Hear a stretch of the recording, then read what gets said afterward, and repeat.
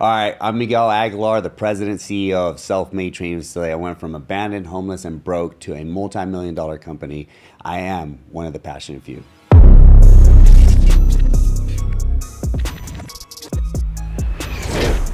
All right, the interview today with Omar was phenomenal. One of the things that you have to understand when doing these type of interviews, it gives you the ability to understand that all is possible through hard work, discipline, action, and again, procrastination is death. So hopefully what you guys got out of this is not only to get motivated, but inspired to actually take action and follow through with what you set for. Hey guys, welcome to this episode on The Passionate Few. It's your host, Omar, and today you're in for a super exciting episode as we sit down with multi-million-dollar entrepreneur, Miguel Aguilar. And in this episode, you're gonna learn tons about how to take your life, your business, and your mindset to that next level. And just like Miguel said, if you wanna learn how to not just intake this stuff, but actually apply it to your life, finally get unstuck, finally break through, finally get through those things that have been holding you back that you know have, I wanna encourage you to really pay attention. And also, we have some great news because we officially just launched our brand new Passionate Few Academy, which is our coaching program for people just like you who want to not just learn this stuff, but take action with a community of people and accountability to make their dreams a reality. So if you're interested in that, what do you got to do?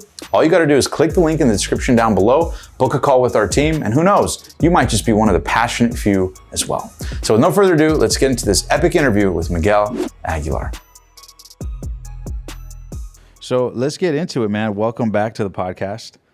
For those that don't know, we had an episode years ago, man, almost 3+ years ago, where we talked about your story and the humble beginnings to building, the self-made enterprise, really, and all the other companies you're doing. So can you catch the audience a little bit up to speed if maybe this is their first episode listening to you on who is Miguel Aguilar and what are the companies you run to present day? So I always start off as like abandoned, homeless, and broke, right? This is my story. So just go back to the original if you can catch the first episode that we ever did. That's a very good one. We go into details of my background. But, I was abandoned by my mom when I was 12, homeless at the age of 16, barely graduated high school, and trying to figure out who I was and what I was about. And I landed at getting into real estate in 2003. Made my very first six figures as a 22-year-old kid. And then from there, it's been one of those things where it's been a growth pattern. Always a student in life, growing, and now to where, developed a very successful real estate company. But then from there, hardship hit again. 2012, I went bankrupt. And then when I went bankrupt, I was accustomed to a certain way of living. And so how old were you when you went bankrupt? I was 32. And so at that point, I let pride and ego get the best of me. And I really ran that company to the ground, overextended myself. But it also, one of the best things that could have ever happened to me was bankruptcy. Humbled me, got me back to ground zero. And since I was accustomed to a certain way of living, I was still continuing doing real estate. I was doing my own book of business, which was doing great. But I needed to substitute, basically bring some additional income in. So I decided to start personal training out of the garage. And so personal training out of the garage, I also was married at the time, ex-wife now. We, developed this training thing out of the garage, outgrew that within a year, and decided to take that business to another studio, another fitness studio. When we did that, that fitness studio closed their doors out of nowhere. We had a book of business. We had nowhere to go. So at that point, first thing come to my brain, my mind was, well, shoot, I'll just go to these big box gyms, big corporate gyms, your 24 hours, LA Fitness, Crunch, and so on, UFCs. And when I did that, I didn't realize after every interview, and it seemed like every interview got worse and worse and worse. Not because we're underqualified or I was underqualified, but in all reality, they really abused the craft of personal training and coaching. And, I had my own book of business. I was already charging my own rates. And when I went to these big box gyms, they devalued that craft. They keep 70-80% of the revenue, if not more. They keep you in a box when it comes to personal training. And if you know personal training, it's not something that you can keep in a box. Me and you are completely different. Right. Same method of training for everybody doesn't fit. Nutrition, same method for everybody doesn't fit. So I kept getting disappointed after interview after interview. And I was like, damn, a light bulb hit. There's a problem here. What is the problem? Why is it that these big box gyms are keeping all the revenue when the personal trainer, the individual, human being is getting another human being to believe in themselves through health and fitness. That's why somebody hires a personal trainer. Right. Like, to me, somebody that hires a personal trainer is two things, right? It's either saving that person's life, because if they're overweight or they're dealing with some type of insecurity that is creating them to possibly lose their life, a personal trainer can dramatically save that life. If you lose X amount of weight, you're no longer type 2 diabetic, or you're no longer going to suffer from a heart attack or a stroke because you're able to get in control of your life. Well, an individual, which is the personal trainer, that human being got that human being to change and dramatically change their life and save their life. So why should you put a price on that? Why should you keep all the revenue because that individual did the work? Or, two, they're either improving their life through health and fitness, and that trainer helped that person. You have a kid that wants to play varsity ball. He needs to put on 10 pounds. They hire a coach. That coach gets him to gain the 10 pounds. Now he's playing varsity ball. Next thing you know, he's playing college ball. Next thing you know, he's playing for the NFL. Right. We don't know that, but it took a trainer to change and improve that individual's life. So again, why should these corporate gyms devalue that craft? So looking back, I was like, how many trainers just like myself need a place to evolve as a career in this space? So I started dissecting everything. I literally broke every aspect of fitness down, from the CrossFit to the personal training to the group training to the corporate standard of training. I mean, everything. And there's a huge gap in that industry. And that's where I came up with Self-Made Training Facility. And how old were you when you started it? Was it during that time? Yeah, so it was 2012 is when I started it. 2013 is when we developed the garage gym, built it out of my garage. Went to the very first studio in 2014. We opened up a 3,900 square foot warehouse, and within months, busting at the seams, and I was like, dude, I got something. Yes. And then from there, fast forward, we went to my second location. And this, keep in mind, with every hardship and setback you can think of. I ran out of money. I had to sell a Suburban, had to sell my Harley Davidson. I had to make things happen to open up just the very first location when most people would have given up and quit. And I believed in it so strongly that I did not want to walk away from this. I knew I had something special. I just felt it. When everybody else belittled me, laughed at me, even my own partner, literally was like, you're crazy, it ain't going to work. And I'm like, no, it's going to work. This is going to happen. And it did, And even then, not taking on any investors, no loans, no nothing, just developed all my hard-earned money and sweat and tears into that first location. I was like, let me see if this works somewhere else, because when I bankrupt my real estate company, I grew a small office, 800, 1,200 square foot office, to taking the whole building, getting the whole building in itself, getting title, escrow, basically expanding just in one demographic. Mm-hmm.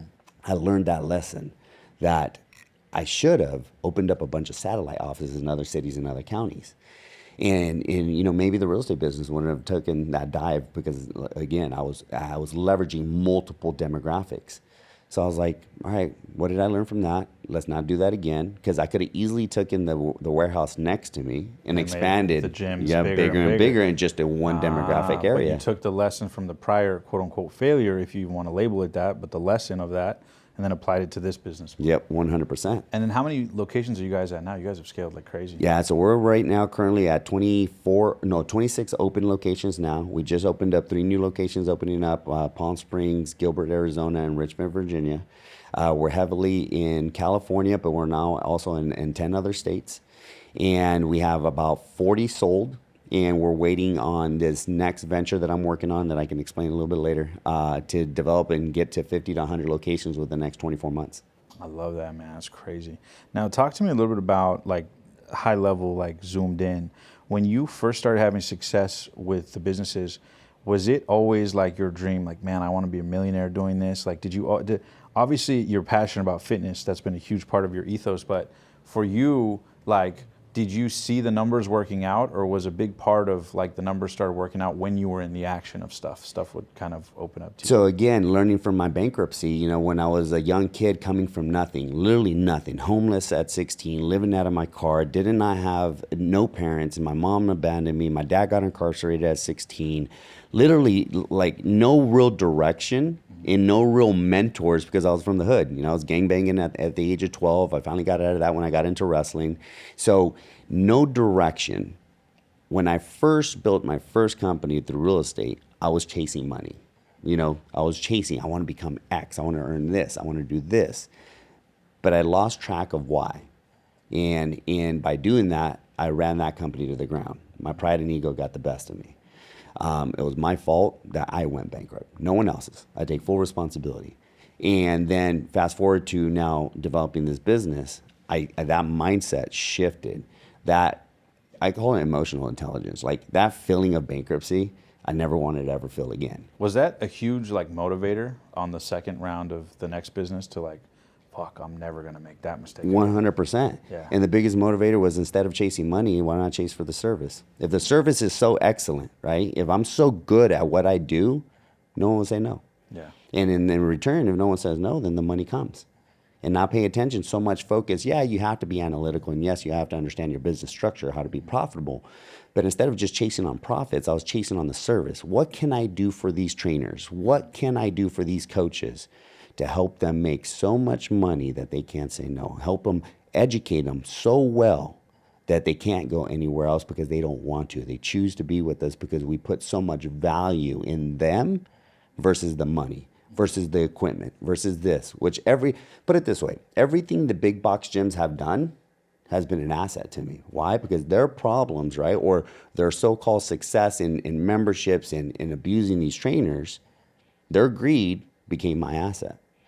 Because I look at it now, it's like, all right, I'm going to develop these individuals, develop human beings into entrepreneurs. I tell people, we're not even in the training business, and we're not even in the gym business. We're an institution of education. I'm here to educate the employee mindset, the employee individual, to becoming a full-on entrepreneur.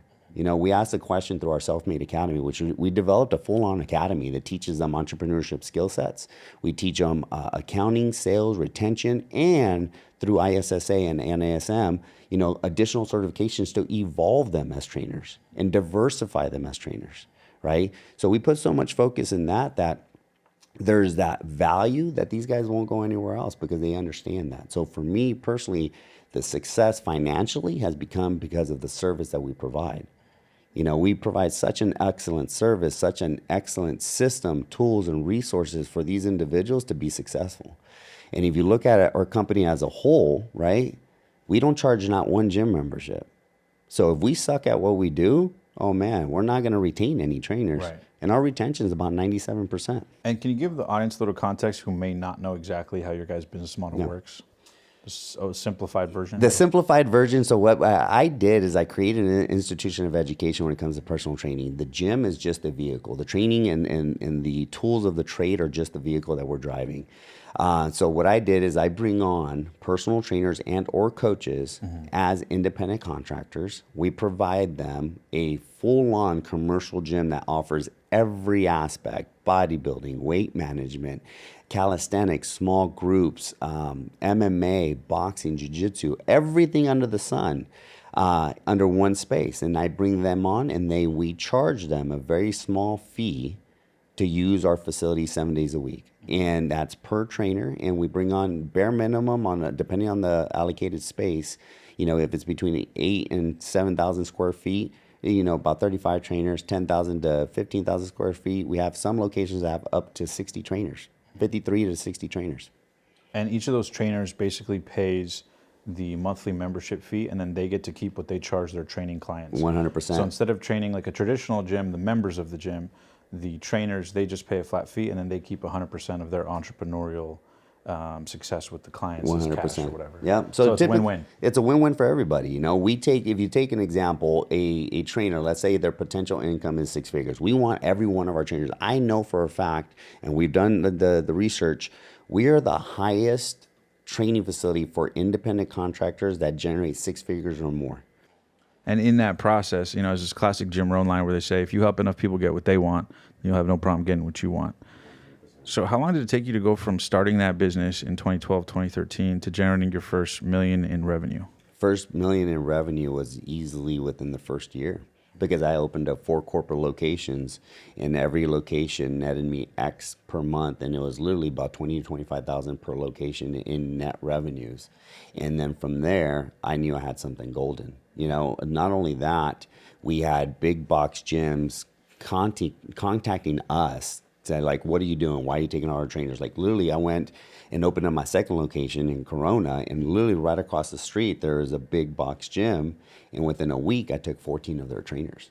Damn. So you can see how no one ever had anything like this. Yeah. And there's people still trying to copy us, like where they open up and like I was telling you earlier today, you know, they'll close a year later, 2 years later, they'll close because they now had to include gym memberships because they weren't making it as a trainer. And I tell everybody in my space, right, it's if you truly don't love helping people and truly don't have the patience to help people, because dealing with people, you're dealing with so many different demographics, so many different beliefs and goals, right? And if you can't relate with that, or at least have an open dialogue with a great communication to understand the needs and wants of these individuals, you will fail. And then you end up becoming a membership gym. And a lot of them did that. You know, they try to copy us and then they add memberships.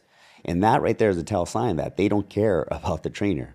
They're more about the money. And I get that. Everybody needs to make money. We're in this business to make a successful financial decision, to make money, to survive and to live and to be fruitful, right? Not just survive.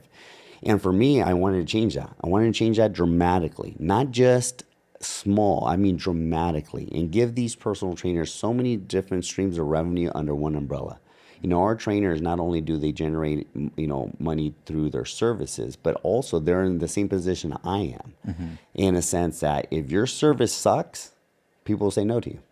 If you are not a good trainer with us, you will not survive, because who wants to pay me, you know, an investment for their business to grow if they don't survive?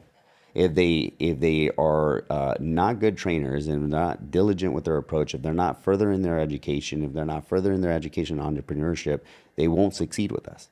So you got to imagine, when you hire one of our self-made personal trainers, you're getting the elite of the elite. Yeah. They are there for a reason, and they're running and operating a successful business. So like I said, they're in the same seat as I am. They're no different.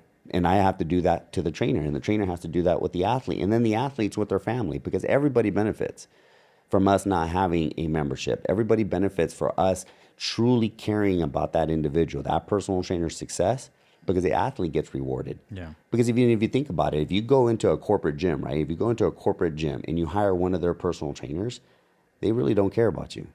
It's like the restaurant business. Get in, eat, and leave, you know, because they have to service the next person to make a decent living.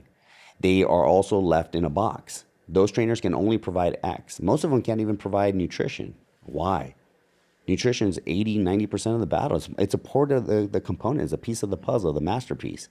And so if you can't even do that, how can you become a good trainer? How can you help another individual? You really can't. Yeah. So we changed the game. We created these tools, these systems, this software, and the education for them to be successful. I want them to eat. Yeah. I don't want them just to be there to pay rent. I don't even use the word rent. Like, if you invest in us, we're investing in you. Yeah. That's what it is. It's an investment. It's a dual partnership. Yeah. So you want your team to not just survive, but you want them to thrive. Oh, 100%. Yeah. Now, let me ask you this, dude. When you first started, like, you guys became super popular because, for those who don't know, Self-Made Training Facility is probably the most Instagram gym ever, at least in the West Coast, certainly, man. It's like you guys are known, and I know you went the extra mile with the details. You got the OCD with the black cars, the white cars, but even to the degree that you got OCD with your gym equipment, because you guys manufacture it yourselves, right? Yeah. So I eliminated the middleman in everything that I do. Why? Because I don't want to depend on anybody else's success. I want to be able to say, okay, this is what we can do. We partner and vendored with certain people.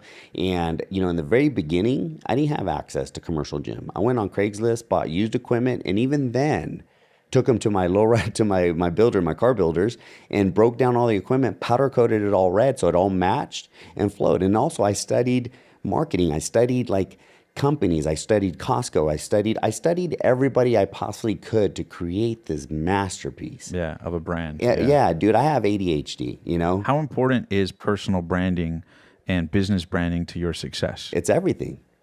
It's a culture that I'm building. You know, I talk about sales in a sense in a positive light, because if somebody says I'm a salesman, right, they have that negative stereotype of a used car salesman. And I get it, right? Yeah. But I tell them, no, I'm a good salesman and I'm a good person because of the branding that I do. And this is what I offer. Like, I tell people, sales are great. If you can take all the facts of your business, all the facts, this is what I can and cannot do for you.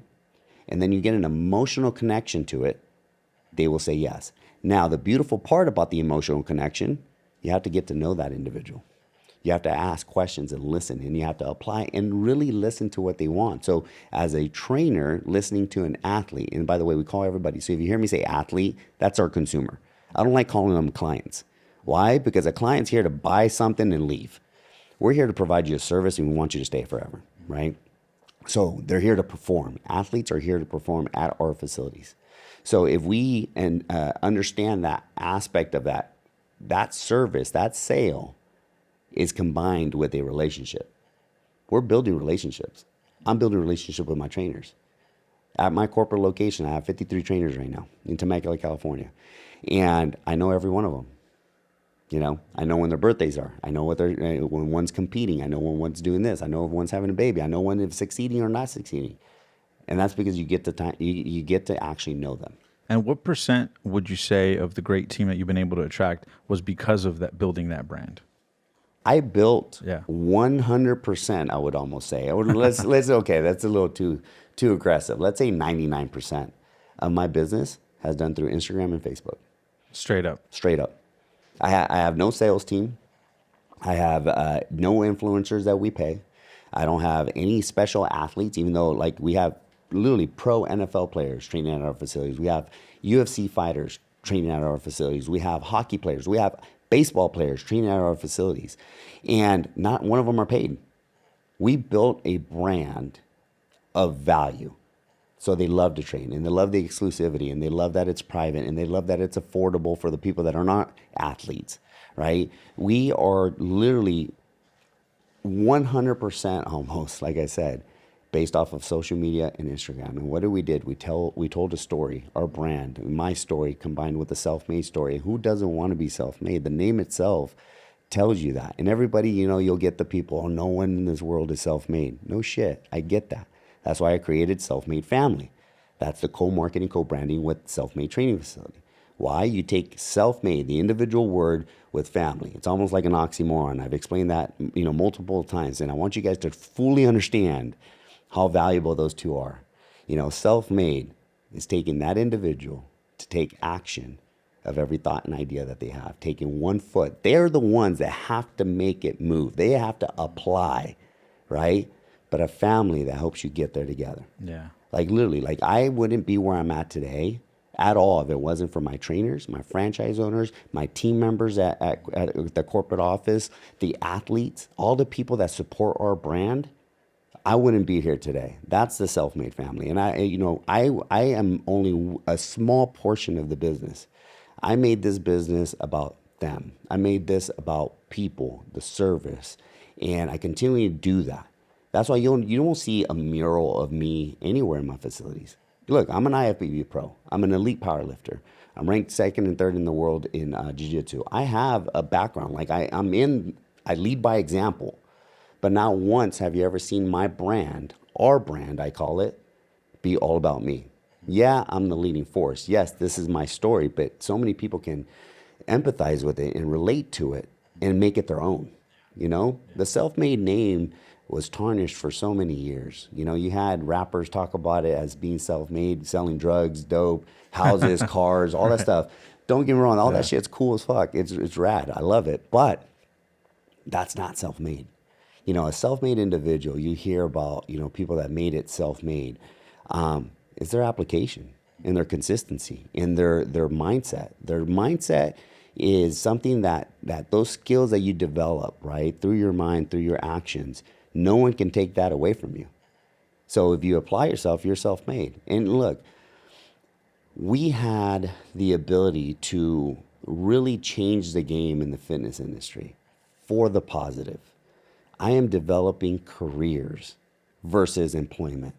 And don't get me wrong, if you're an employee and you're happy with it, great, good for you. But these trainers and these coaches were devalued for so many years, so many years, that no one ever took the time to perfect that or create the solutions for them to have an actual career unless they opened up their own gym, unless they opened up their own little studio. But then again, they're limited.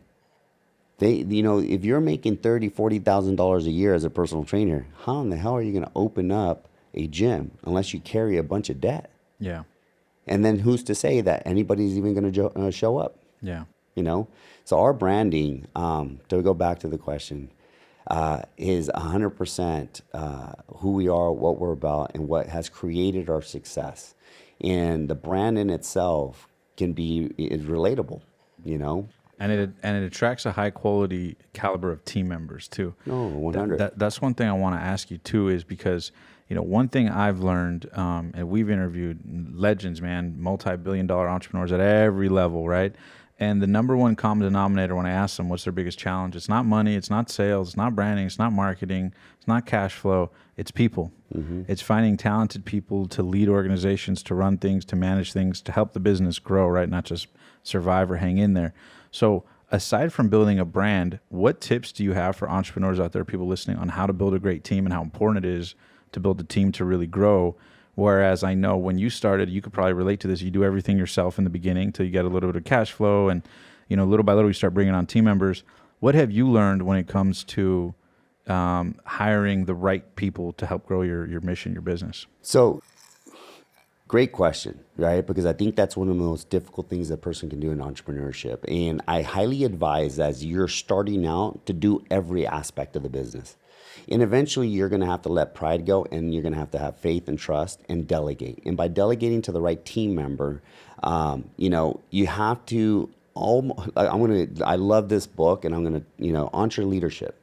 And Dave Ramsey, I mean, he speaks on it very highly in that book. And I just got done reading that book. Well, actually, one of my team members gave me that book, and I kind of hate him and love him at the same time. For Mark Rodriguez, my Dallas franchise owner, gave me that book. And the reason for it is, you know, the reason I hate it is I had my CEO parking at corporate, right? It's always in the front because I'm always in and out.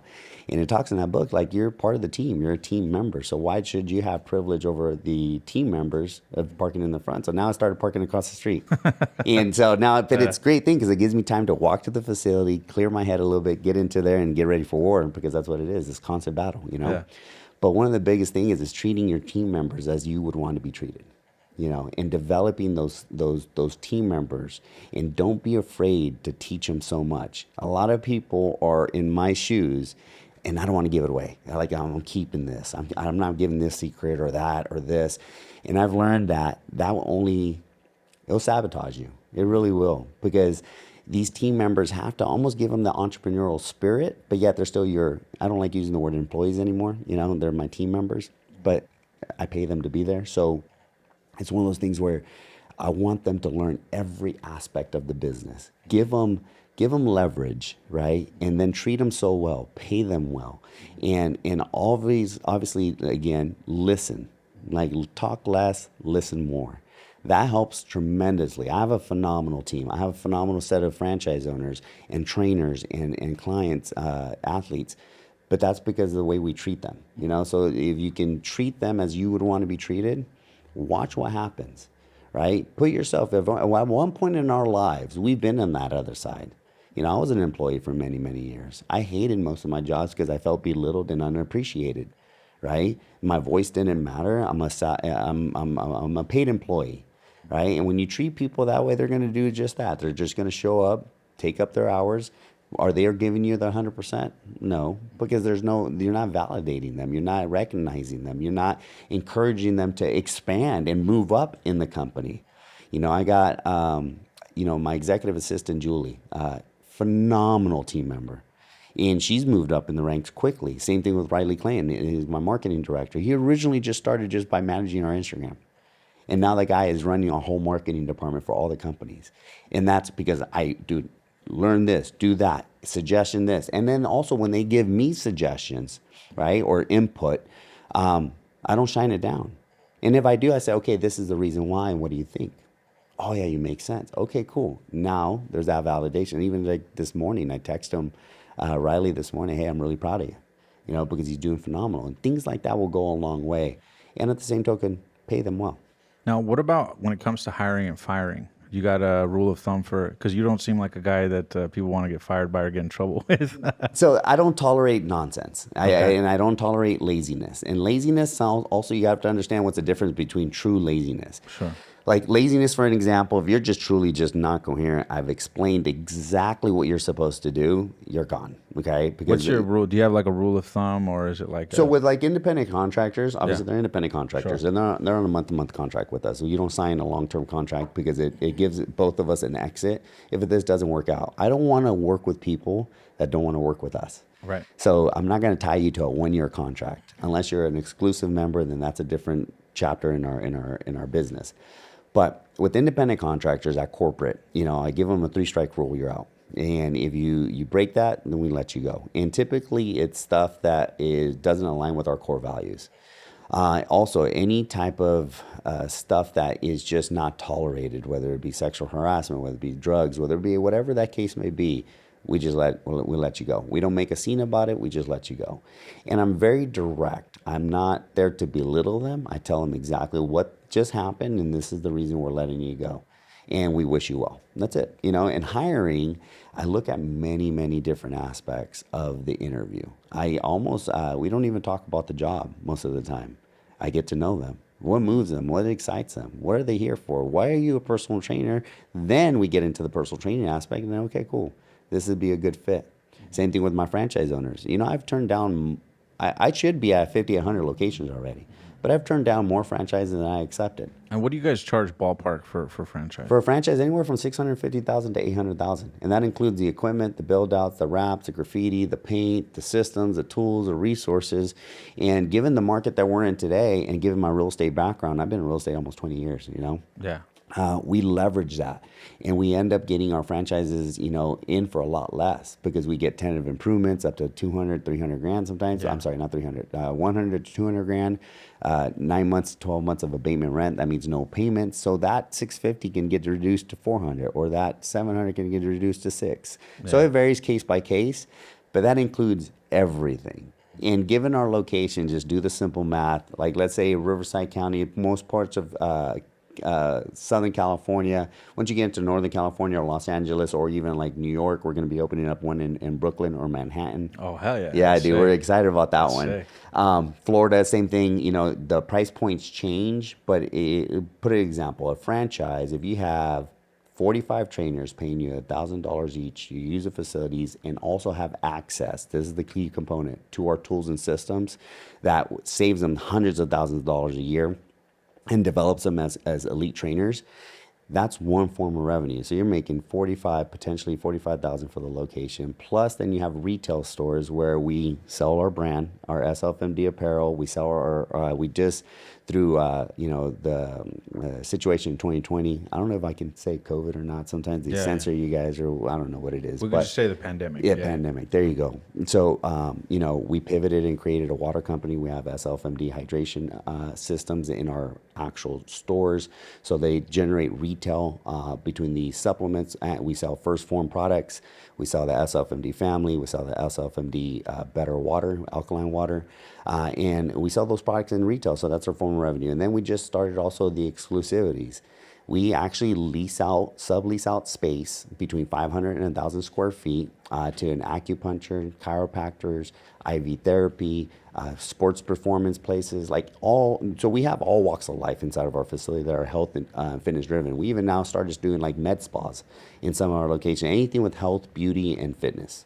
Nice. And that most of the time when you're hiring employees separate from independent contractors, you apply the same philosophies, or do you have a little bit more of a firmer type of set of standards? Same philosophies. Same thing. Same. Why change it? If it works on the independent side, again, I put myself in their shoes. I'm an alpha male. I'm a Leo. I'm 100% a driven individual. You tell me I can't do something, I'm going to show you how it's done and even better, right? So if I have that boss mentality, you're not leading. I'm leading from the front. I'm not leading from the back, you know? I love that, man. And what's so cool is that, because you're a serial entrepreneur, man. It started with the gyms, but I know you got the water company. You guys have apparel. Yeah. You do real estate. You got your hands in so many things. Not to mention the fact that you had to, I remember you got into an issue with an airline because of the pandemic, to where you ended up buying your own plane, and you got like a pilot too. Yeah, my buddy Manny. We ended up partnering up on some stuff, and dude, 2020 was a big eye opener. It was a pivotal year, and a lot of things. How did that happened. affect the business, man? That must have been heavy because you guys must have been doing millions in revenue, and that must have. No, we kept growing. Really? We sold more franchises during the pandemic than we did the year prior. When everybody else was closing their doors, we stayed open. We educated the consumer. We created what it would be the essential aspect. We added doctors to our facilities where we had actual chiropractors and sports recovery doctors that's prescribed fitness activities or physical activities to our trainers and our athletes. We created the water company to become essential. We had the supplements. We stayed open. We fought them 100%, and as at one point, some of our franchises were facing, $500,000 in fines, 10 years in prison. For staying open when for they were staying open, mandating stuff to be closed. But I'm the why guy. Yeah. My mom hated it. She told me I should have been a lawyer. Yeah. Because every time somebody tells me to do something, okay, why? And then my ADHD, I dissect it. If I get fixated to something, I get fixated on something, I will dissect it and see why. And when this all happened, I started researching and I started looking, okay, but why? And then if anything, dude, you should be emphasizing health and fitness in this space. If the majority of the deaths were people that were obese and had those type of, underlying issues, let's work on these guys. Let's get them in shape. Let's fit in a safe manner, of course. We disinfected we kept everything very, very safe. We also are not a gym. So it's not like members can just come in and use the facility. Right. We're by appointment only. You hire the trainer. You're working with the trainer one-on-one. We have large spaces, 10 to 18, 20,000 square foot spaces, so plenty of room. Controlled settings, yeah. Even then, we also now have outside gym equipment that we manufacture. So I own an equipment company as well. So the equipment that goes into... Of course you do. eliminated the middleman, Yeah. So I end up, we developed through my company, Collision Fitness Products, which we sell gym equipment. And we developed and designed outside gym equipment that is actually better than the ones in the park. Literally, you can go up to 110 pounds on presses. You can do 110 pound squats and leg presses, shoulder presses, chest. I mean, every aspect of fitness, we have an outside equipment. So when we noticed that, our West Covina location, Jason Tamarissa, bless their heart, they went through the ringer. One of our worst franchises hit because it was in LA County. We had to move all their gym equipment outside. Wow. Well, through the weathers, the storms, the heat, all that stuff, it gets beat up, right? Yeah. So we said, oh shit, this is a good market for us to develop outside gym equipment. So now, like our Hollywood location is our very first location that actually has a full training facility outside. So if this ever happens again, cool, we got outside equipment. So I love this because the recurring theme here is like no matter what challenges happen, it seems like most people go, oh shit, what do we do? But it seems like you got the mindset of like, okay, what's the opportunity here? What's the blessing here? So your default expects challenges, for lack of a better expression. You expect challenges or problems or whatever to arise, and you know that there's always a creative solution that works out for the better if you're willing to have a positive mental attitude. So going back to COVID, was there a moment, a day, a week? I'm sure there must have been some period where you're like, oh shit, what are we gonna do? Oh, 100%. Every day. Walk me through that in COVID as soon as it happens. As soon as it happens, CEO we're of like an indoor gym, indoor training then facility. everybody's like, dude, everybody's shutting down. Everybody was scared. And I was like, all right, so you got to understand, I've had a pretty messed up childhood. I mean, 100% childhood. Locked in closets. Abused. Yeah, I did. Yeah. Remember the story I told you? Like, my mom faked my own death. I've a Chinese torture in a sense where she would put literally, that's what they called it, is like a flat piece of newspaper with a very small sheet of white rice. And she would make me kneel on that with my back up. If my butt touched my heels, she'd whoop me. Right? So I've been through hardship, like true hardship, not knowing when the next food's going to come, not knowing where I'm going to sleep next. Like literally I've been through the ringer, and when this hit, it's, I was just getting out of my divorce too. Like literally it hit 2019. I got divorced. 2020, this hit. I'm like, holy crap. I was like, all right, bro, God, you're Everything was going so smooth. God, you're a fair man, bro, and, or you got a really funny sense of humor, one or the other. So, I was like, all right, cool. I wasn't stressing. It wasn't even fear. And if it was fear, for some reason, fear for me is more like a motivating factor to do better or figure things out.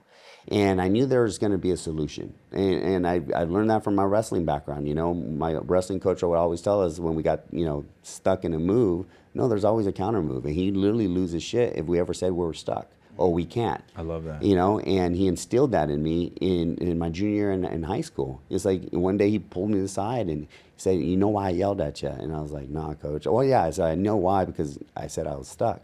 I was like, that's not the reason. Look, yeah, for every move, there's a counter move. But if you do this in life, you'll always have problems in your life, and you just need to create the solutions, and you'll be okay. So again, what was the solutions? COVID hit, pandemic hit, and we're like, all right, we contacted doctors, we've contacted nurses, we've contacted everybody, and then we even got everybody tested to see if anybody already had the antibodies. Like, we went full force on pivoting and making the solution happen for us, not to us. Like, all right, let's go. We're ready to rock and roll. We're going to fight this thing to the death.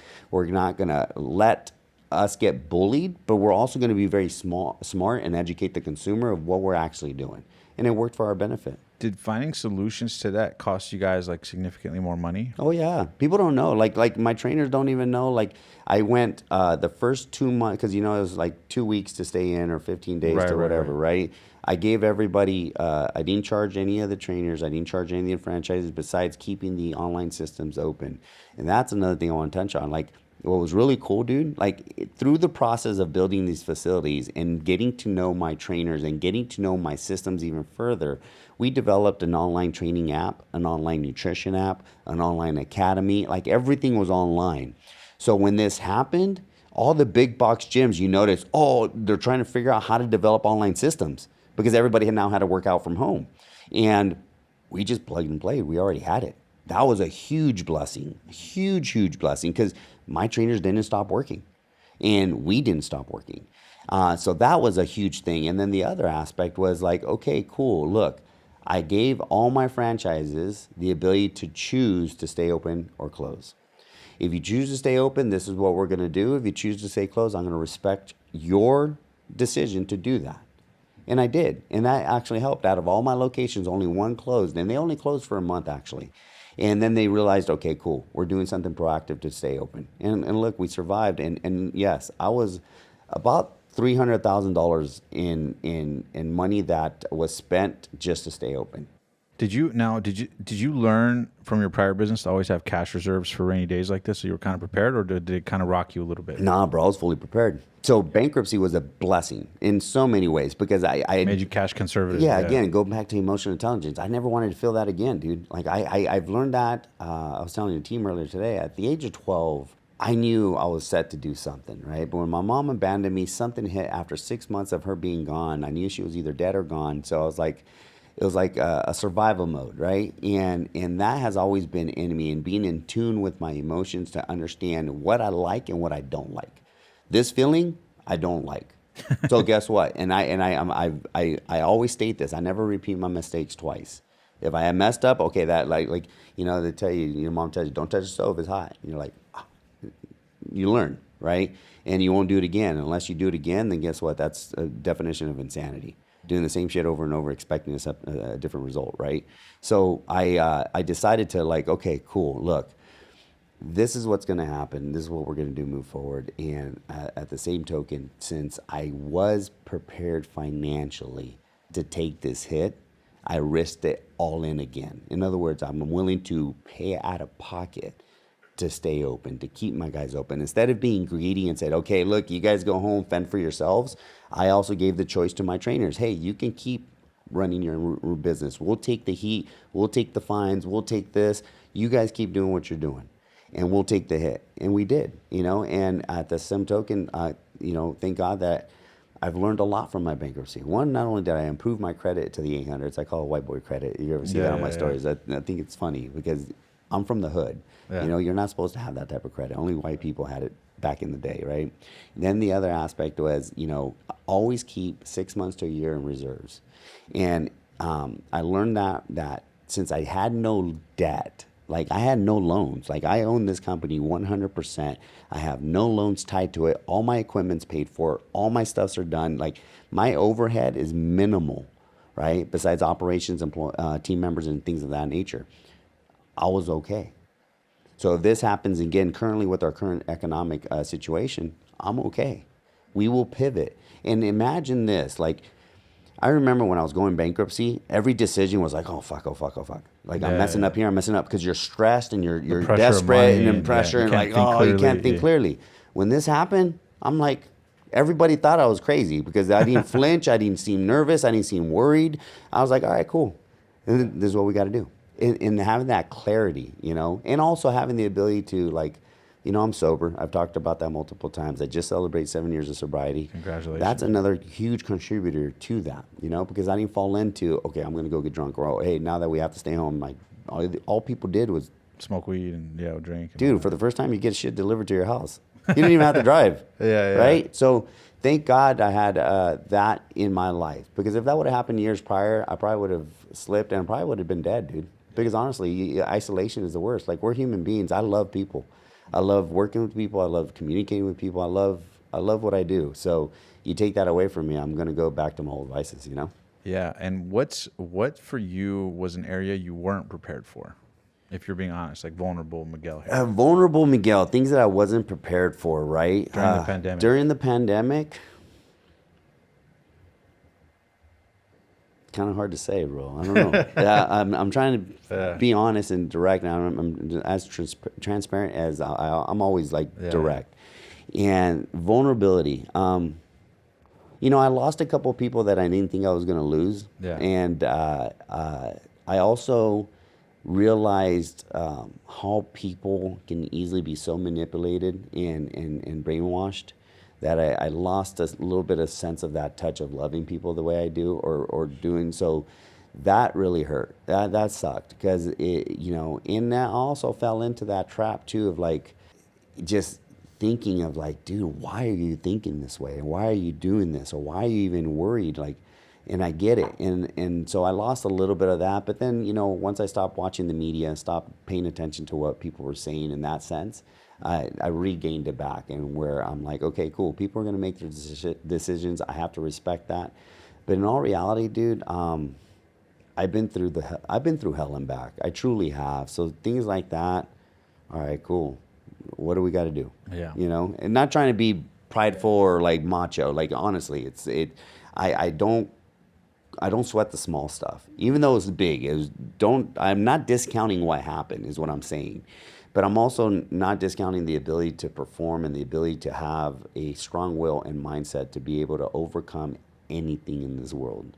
I mean, anything. Anytime I have either failed or have been backed up in a corner, I've always progressed tenfold.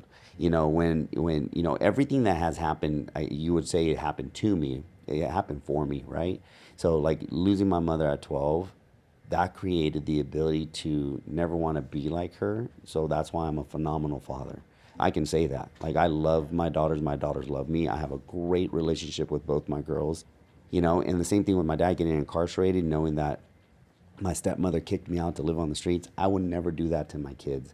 I would never treat that in all respects, right? Going through every hurdle in my life, divorce, you know. What was that like, bro? Oh, it was shitty. You know, you didn't expect it to happen, but also been a blessing in a sense, you know, because you look at it, I can look back now and say that had allowed me to progress forward, because it can do two things to an individual like me. I can go back to my old ways and go back to drinking, go back to this, because think about it. Now you're like, holy shit, I'm single. I don't know how to socialize in that type of realm without drugs and alcohol. And I'm like, Miguel forgot how to flirt sober. Yeah, I was like, fuck, man, you know? But it challenged me, and I love a challenge. And I was able to build a solid relationship with myself and truly understand, what did just happen? Okay, let's not do that again. And now look at fast forward. I'm engaged. I'm getting married next month. Congratulations. To a phenomenal person, a beautiful person. Princess inside Priscilla, and out. right? Yeah, Priscilla, dude. She's Shout out. a blessing in so many ways. And that came from hardship. You know, everything in my life that I've progressed forward in came from hardship. It came from something so dark that I have things happen now, and I don't flinch. Like, okay, cool. What do we got to do? right? And also like understanding yourself. I'll use the word again, emotional intelligence. Like, okay, what just happened here? I don't ever want to feel that again. What do I got to do to never let that happen again? So one, my communication skills had to get better. My understanding of people's beliefs and thoughts had to get better. My understanding of time had to get better. How to be present. Like I've developed through the divorce a beautiful relationship with my two daughters. And it's not perfect by no means, but guess what? We have rode this thing out together. And then also, like I said, engaged with a beautiful woman, been able to have a dude. We've been together for over a year, now one argument. We've had things happen. And guess what? We are able to communicate. I've never had that in my life. We sat till 2 o'clock in the morning discussing a situation, having a cup of tea and some crackers. Yeah. I'm like, not one person raised their voice, not one person insulted each other. I'm like, this is pretty cool. So this is what a healthy relationship That's what a looks healthy like. relationship looks like. But again, she's emotionally intelligent. I'm emotionally intelligent. We're both grown people. We both know what we want in life. We know our boundaries, and we ultimately respect each other so much we're not willing to hurt each other. You know, I respect her so much that whether she's by my side or not, I'm the same exact person. And I want, and vice versa. So that came from hardship. All of it, you know, all of this is from a dark space. But most people don't know how to channel that dark space into something positive. And 95% or more is because they're not willing to face themselves. That simple. You know, if you don't love and respect yourself, how in the hell can you love and respect somebody else?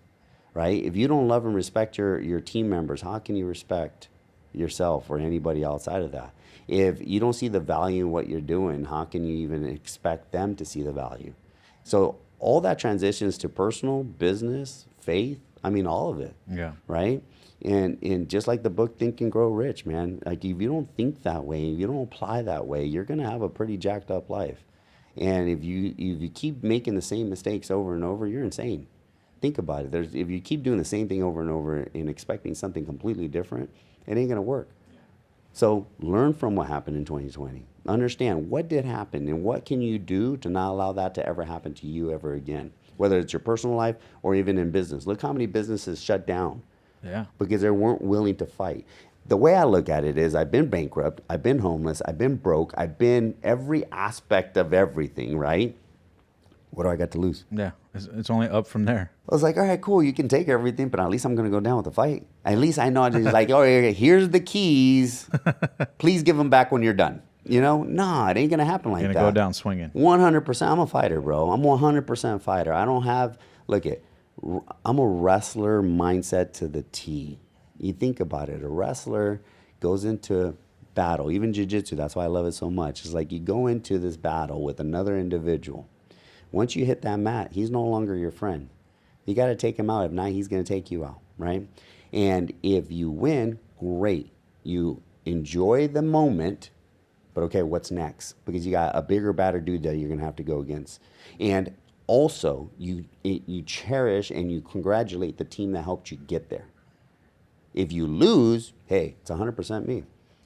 I lost. Not my coach, not my training partners, not the other opponent, even though he just beat me. He didn't beat me. I beat myself because I allowed that to happen, right? So you take that in business, watch what happens. If you have the will to not quit, what do they call it? The 3 mile success story? It's on Rich Dad. I know it's on Think and Grow Rich. That 3 mile success of finding gold, right? This guy was literally 3 miles away from finding all the gold, the gold. And then he turned in his equipment to this laborer, and he ended up dissecting it, searching to only find out it was only 3 miles away. Yeah. And became this multimillionaire. That's business. That's personal life. That's it. You're right. You're 3 miles away from the gold, bro, but you're walking away. Yeah. So people, like, especially, unfortunately, the younger generation, I mean, so entitled, so like, I deserve this. You don't deserve shit, bro. Like, nah, like, bro, you got to earn it. You know, you got to earn every aspect away. And everybody wants instant gratification. I talked about this on another podcast the other day where, like, you have to be aggressively patient. And I love using that term because it's almost like an oxymoron too, like self-made family. Like aggressively patient, aggressively pursuing where you want to end up and patient enough to know when to receive it. That's in business and in personal. Yeah. Right? You And the can't balance stop. of it, Yeah. And even like the word balance again, like you'll never have balance in your life. Like I call it leverage. How can you leverage your life? You know, leverage it as much as you possibly can where, you know, before it was all about business, and I neglected, you know, my kids and certain relationships and friendships of that nature, you know, friendships of any type, because I was so focused on business. And that's because I wasn't leveraging my time. I wasn't leveraging my input, and I wasn't leveraging like my resources and delegating and doing certain things. And now I have like ultimate leverage, and I'm not afraid to ask for help if needed. Yeah. You know, we've had conversations a couple times over the phone when somebody has a question or a suggestion, and we talk, and the next thing I'm asking you something and vice versa. Like, that's how you leverage your life, you know? And what's the biggest challenge for you present day that you deal with in the business, running the business day to day? I would be lying to you and to anybody else that I haven't had the feeling or the thought of quitting every week. Seriously, at least once a week, I want to quit. I want to say, you know, fuck you, you're cool, I'm out, you know? And, but that's the challenge, is like, you have to understand, again, how to channel that, how to understand that, and why am I feeling this way? And then sit back and understand, okay, you're doing this for the greater good, let's go, Miguel, cool. Almost pep rally yourself, talk yourself, and the challenge is always going to be you. It's not your outside. Like, we have so many resources, we have so many things that we have access to, there is really no challenge. If you think about it, 99% of the people that fail, or 99% people that give up or quit, or it's because they limit themselves. They limit their ability of thinking, they limit their physical activity, what they can do with themselves, because they're their own worst enemy. So my challenge is myself. I'm just like anybody else. There's times where I'm like, man, there's times where I've sat in my car, cried, you know, half hour at least, and just let it all out. I was like, all right, cool, let's go, Miguel. Yeah. You know, I haven't disclosed that in a long, like, ever, I don't think. You know, and that just recently happened. Yeah. And exclusive. Yeah, that was, you know, again, I'm an alpha male. But I'm also a human being, and I do have things that happen, but I also know how to like nip it in the butt, say, okay, cool, let's move forward. You know what? Books are great, by the way. You need to read books, but The Mask of Masculinity by Lewis Howes, like that what taught me to understand that emotional connection I need to have with myself. And I love that you share that too, because a lot of people might see you as this tough alpha guy who's tatted out, you know, CEO, badass of all these gyms, but to hear that you too have, you know, emotional breakdowns, where you're in your car dealing with the same shit that somebody else is dealing with on whatever scale they're dealing with it. It's human. 100%. And it's not about avoiding those things, but it's learning how to navigate and grow through those things. Yeah, right? Don't get me wrong. I can definitely knock somebody out, but you know what I mean? It's not, again, emotional intelligence. Yeah. You know, and keeping the long term in mind. 100%, bro, because we're all humans, and sometimes, dude, it's okay to cry. If you got to let it out, let it out. And if you want to do it in private, do it in private. It's no big deal, you know, and we all have those things happen. But again, do not fall victim to that. Do not fall in that state of mind where it's like, poor me, this just happened. No, okay, fucking this sucks. All right, like, you know, I have this shirt in the back that says being broke sucked. Yep. You know, I just dropped this shirt. We sold out like crazy. I got your package coming, bro. I appreciate it. We'll put a link below if you guys want any self-made gear, if any's still left in stock, by the way. So being broke sucked, you know, prime example of that. Like, it's past tense. It sucked. So whatever you're going through, whatever that is, in business and personal, whatever it is, it's going to be past tense.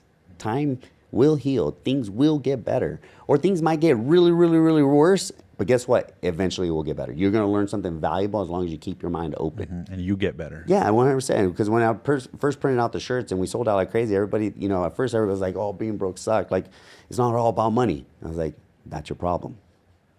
Your mindset right then and there went directly to money versus thinking. I was like, I wonder what he means. And then I talked about it. I was like, being broke sucked. Mean being broke financially, emotionally, spiritually, and physically. That sucked. I was overweight as a kid.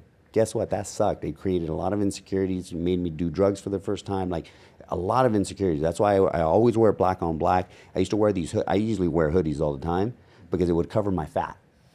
You know, they said if you wear all black, you look skinnier. Yeah. That's why I do what I do, you know? So that is past tense, you know?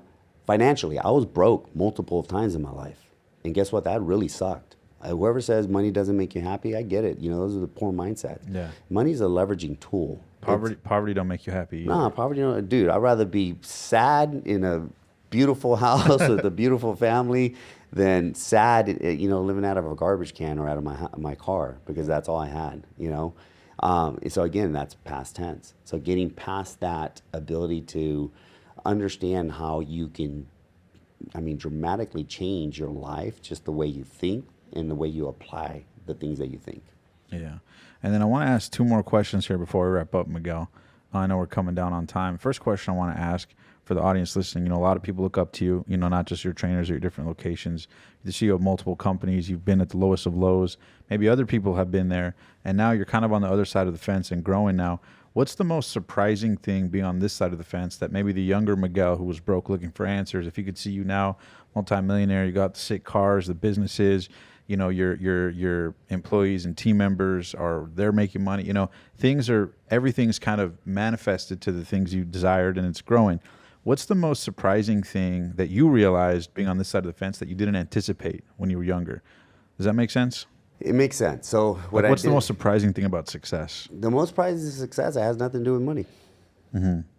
But people always hate when people say that. Yeah. There's always a multi-millionaire saying, you know what? It's not about the money. No, because I've had money. I've had millions of money. I was making millions in real estate. I made my first million at 27 years old. Yeah. And don't get me wrong, that's great. Like, I love money. Like, I state that out loud. I am not afraid to say it, because money allows me to develop more people, open more franchises, open more businesses that help other people. You got to think about it. For every company I have, it either employs somebody or brings on somebody as an independent contractor that's developing success from their hard work.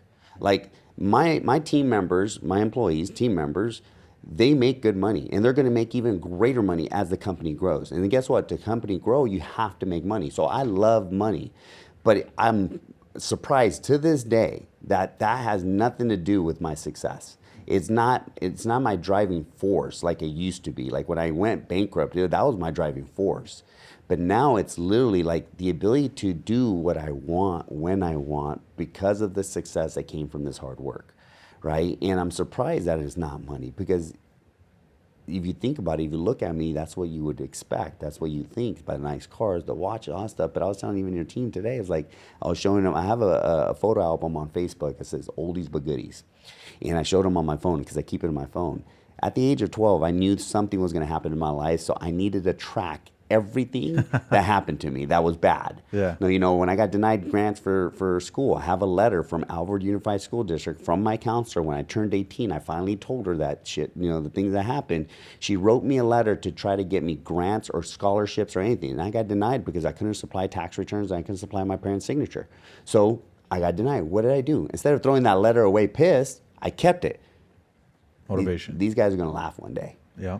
Okay. Yeah. Then I showed him a picture of my dad's watch when he first, so my dad's not my real dad, but he raised me until I was 16, right? So, and I didn't find that out until he went to prison. I had to get my birth certificate to go see him at 18, and on my birth certificate there's another man's name. So I found that out at 18, so another big setback. And so, but my dad came from Guatemala, and he actually was a very hard worker. I can't take that away from him. What he did, I forgive him, but I can never forget what he did. And so, but he was a hard worker, and that was instilled in me. So if anything I got from my dad was the hard work and dedication of putting things together. That he started off as a baker, ended up owning his very first franchise as a Yum Yum Donut, and he was a successful man within reason, but he was working hard for his money versus the money working for him, right? So one thing that my dad always cherished was watches. Like, he always wanted a Rolex. He always wanted a Rolex. So he was able to get himself, what is it called? A Seiko, whatever. Seiko, yeah. Seiko. And I have his original watch. I kept it. And then that's why I own Rolexes, and only Rolexes, because it's a reasoning for me to, like, that's success. Not in the sense the item itself, but just knowing that I was able to achieve everything that I wasn't supposed to achieve. I'm supposed to be dead or in prison, or highly addicted to drugs and alcohol, and then eventually dead or in prison because of it, right? So that's success for me. That's what I'm surprised that that money is not the original thing, but it is a part of like our success, but it's not what motivates me. It's like the process of building something cool. All right, cool, on to the next. That's why I have these companies, because I'm building something with other people coming with me. Like, that's true success. I can honestly say I have a company that has multiple success stories with its people versus a product that really has no emotional connection to, or a company where they're all my employees, not team members, employees. They're making me all the money because I'm paying them very little, but hey, it's about me. That's when you're motivated by money. Right. Right? So that's where I'm heavily surprised given the situation I'm in today. Beautiful, man. And then last question I have for you before we wrap up, and every time we come down on time, I'm like, damn, we got to do another podcast, another one. There's always so many questions. But the last question I want to ask you is, for people out there who are listening, inspired by your story, and thinking about entrepreneurship, whether in the fitness space or otherwise, what advice do you have for people about really getting into gear, getting into that momentum, getting out of that stuck mentality if they really want to get out and take it to the next level, whatever that is? Sometimes it's even at a 7-figure level, right? I mean, I got friends making $1 million a year who've been making $1 million a year for 3 years straight, pissed at themselves that they can't grow it. And then, people making 50 grand a year trying to grow, people, or whatever it is, happens at every level. So stuck doesn't mean necessarily broke. It just means they've hit a plateau and they're trying to get past that next level. What advice do you have for people as a CEO who's been through the ups and downs and is still going through them as you continue to grow? What advice do you have for people on how to get past their plateaus in business and life? A couple things. One, procrastination is death. That's one of my major sayings. Procrastination is death. And what I mean by that, if you procrastinate on a thought or an idea, right, waiting for the perfect time to do it, you're pretty much digging your own grave. You're literally, I might as well just give you the shovel. Here, go ahead, dig it, dude, because you're going to end up there anyways, right? Because they're going to be that individual that, 5 years later, oh, I wish I would have done that, or I should have done that. And you already would have been 5 years ahead if you just applied yourself, if you didn't procrastinate on that thought and idea, right? And don't be afraid to fail. Like, you're gonna fail. Failures bring success. Look at my story. Like, I've failed multiple of times, but one thing I've never done is quit. I didn't quit on myself. I didn't quit on my family. I didn't quit on my team members, my independent contractors. I'm not a quitter, period, right? And so take those two things and run with it, because application is everything, consistency is everything, and you never know what the outcome is gonna be until you actually do it. 2003, when I went in and applied for my real estate license, no college education, I'm ADHD, OCD, like I'm all jacked up. Studying for me wasn't my thing. I barely graduated high school. I was getting a 2.6 or 2.5 just to wrestle, okay? So I skimmed through. If I would have quit on my real estate, I failed my real estate test 11 times.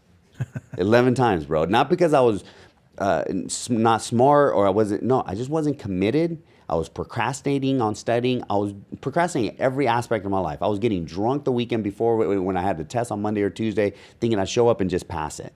And I did that because I self-sabotaged myself, because of fear, because I was scared, because procrastinating, I'll go party instead. And I wasn't committed. So the 11th time, if I would have quit there, I would have never had the life that I have today, because real estate taught me business. I go and take my test again, and for the first time since the age of 12, and I was already 22 at that time, I call my friends, tell them, don't call me, don't bother me for the next 30 days. I got to pass this test. I got to study. And they respected and loved me so much that they did. They actually did me a favor. And for the first time, I was sober for 30 days. And I studied, and I studied, and I studied. And guess what happens? I passed my test. I failed 11 times to finally pass. That first year in real estate made my first 6 figures at 23 years old, $132,000, to a kid that was only making $25,000 to $30,000 a year working as a commercial plumber, making $16 an hour, 50 hours a week, manual labor, digging trenches, digging my own grave, right?